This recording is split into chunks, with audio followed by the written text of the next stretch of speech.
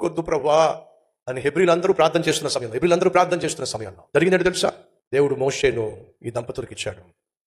వద్దన్నాం కదా ప్రభువా, ఈరోజు మీకు అది అపాయంగా కనిపించవచ్చు, అది అవరోధంగా కనిపించవచ్చు, కానీ ఏదైతే ఈరోజు మీకు అపాయంగా కనిపిస్తుందో, ఆవేదనగా అనిపిస్తుందో, అదే రాబోయే రోజుల్లో మీకు అద్భుతమైనటువంటి ఆనందాన్ని ఇవ్వబోతుంది. అదే భర్త, అదే భార్య, అదే కొడుకు, అదే కూతురు, అదే ఉద్యోగం, నువ్వు పొందుకున్నది దాన్నే దేవుడి నీ జీవితంలో అత్యధికమైన ఆనందాన్ని, సంతోషాన్ని పంచిపెట్టే వ్యక్తిగా, పరిస్థితిగా. ఏ కొడుకునైతే వాళ్ళు వద్దనుకున్నారో ఆ కొడుకేనండి ఇశ్రాయేలీయులకు రక్షకునిగా దేవుడు ఉదయింపచేశాడు. ఏ కుమారుడైతే వాళ్ళు వద్దనుకున్నారో ఆ కుమారుడేనండి ఫరో మెడ ఉంచేశాడు. ఎర్ర సముద్రాన్ని 2 పాయలు చేశాడు. అరణ్యములో 20-30 లక్షల మందిని నడిపించాడు, పోషించాడు. ప్రపంచంలో ఆ వద్దు అనుకున్న కొడుకు ఎవరైతే ఉన్నారో ఆ కొడుకే ప్రపంచంలో ఉన్న నాయకులందరికంటే బహు గొప్ప నాయకునిగా, బహు గొప్ప ప్రవక్తగా వర్ధిల్లాడండి.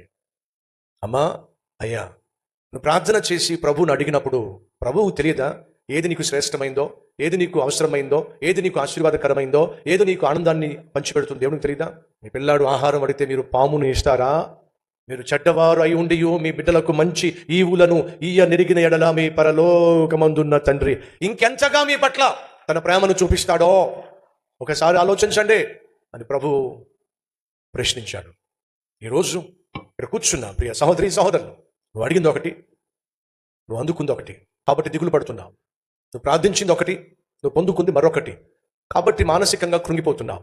కానీ దాని వెనుక దేవుడు దాచిపెట్టిన అద్భుతం ఏమిటో నీకు తెలిసినట్లయితే నువ్వు దిగులు పడవు, బాధపడవు, భయపడవు. ఆ రోజు అమ్రాము, యోకెబేదు ఖచ్చితంగా బాధపడుంటారు. కానీ ఈరోజు మనకు అర్థమవుతుంది ఏమిటి? ఏ కుమారుణ్ణి చూసి వాళ్ళు బాధపడ్డారో ఆ కుమారుడే కదండి ఇశ్రాయేలీయుల బ్రతుకును బాగు చేసిన, లేదా ఐగుప్తు బానిసత్వం నుంచి విడిపించి స్వాతంత్ర్యాన్ని వారికి అనుగ్రహించి వాగ్దాన భూమికి నడిపించిన మహా గొప్ప ప్రవక్త, మహా గొప్ప నాయకుడు, దేవునితో ముఖాముఖిగా మాట్లాడిన మహా గొప్ప ఆత్మీయుడు.